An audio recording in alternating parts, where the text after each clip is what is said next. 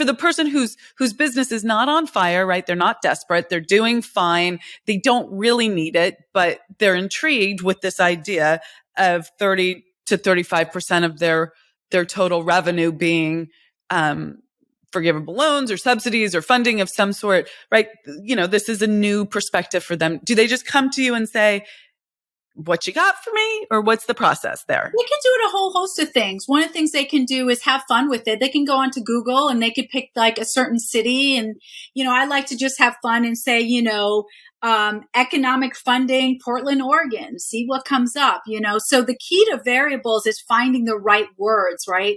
It's kind of like when we look at determining whether or not something has a potential patent. In order to do the research, you have to have the right keywords. So you can have fun with that. The other thing you can think about before we connect is you can think about what exactly do you want? Do you have a new project? Do you want to align with a nonprofit? Is there something a lot of people, even in big companies, are wanting to give back? Is there a cool little, I'll give you a real example. I have 2 out of 3 kids, they're autistic. One of the things, but they're really high functioning and both of them are computer geniuses. And there's been a lot of study right now with big companies like Google and Intel, where they've seen a correlation with autistic behavior and the ability to master computer programming. What if you decided as a company, you're in the tech world right now and you go, you know what? I like that idea. I would be open to testing that out. Okay. Now we have something we could work with. So I think I would tell the audience to first come to a place of curiosity. Look at your business right now. Look at how your revenue is right now. Check out your profit and loss and ask yourself, what would you love to consider in your company you're not doing right now? So come from a place of curiosity, and then you could come connect with me, or you can grab my book. It's $25. It's like the cheapest deal you could ever get.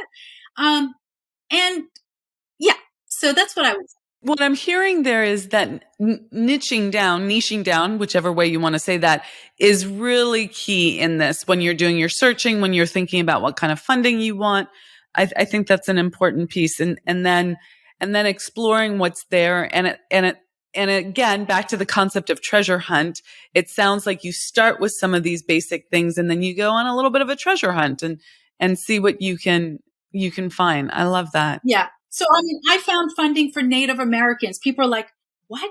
I said, oh yeah, there's funding for Native Americans. There's funding for people with disabilities. So it bypasses income. It can go right into demographic. It can go right into product or mission. So I'd say come from a place of curiosity. I've helped over 10,000 businesses. So the formula works. It's just, do you have the time and interest to want to investigate and have fun with it? Yeah, I love it. So, how important, so I'm hearing that funding can be used for a lot of different things, but sometimes I imagine it's used for just keeping the lights on and the doors open and getting through a tough patch. And how important do you think it is to living a great life? Because part of our mission is not just to help women have financial freedom and make more money and the revenue they want, but who cares if you're making money if you're not living a great life, like if you're miserable? So what do you think the connection is between the funding side of things and getting, to me, the connection is getting out of that scarcity feeling and that feeling that like a tiger is chasing you. But I'm curious if you have a perspective on that. I do.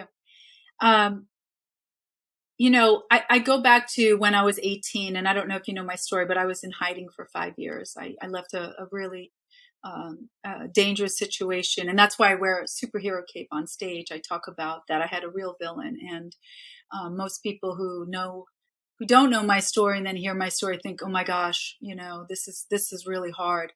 So yeah, during that time where I was in hiding, one of the things I wanted is the idea of freedom. And in my life, it was real because didn't have freedom and I had to escape. And so I embraced, what does freedom look like? What does freedom look like from an emotional, from a physical, and from a financial? And I made a commitment that whatever career I would choose, there would have to be freedom involved. So I actually didn't decide the business until I decided whether the business had freedom in it. And that's how I built my company. I refused to be in a business where I didn't have freedom first. And freedom to me was, could I at any point travel and still work? And that's how I built my career. So the question I would ask the audience is, what do they consider wealth and what do they consider freedom? So if you follow me anywhere, I travel probably 2 or 3 times a month. And actually next week, my whole family is going away for 2 weeks to Spain. Now I'll still be working, but I'll be on a different time zone. So, the second thing I want to just call out is most people, when you ask them, what do they want to do when they retire? They say travel.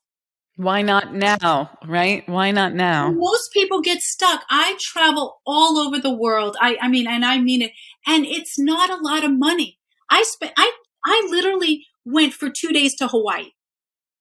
I got on the plane. I slept in the night. I got off and I was there for 2 days. They're like, who goes to Hawaii for 2 days? I do. I go to 2 days to London because to me, it's about getting out there. So I find the cheapest rate.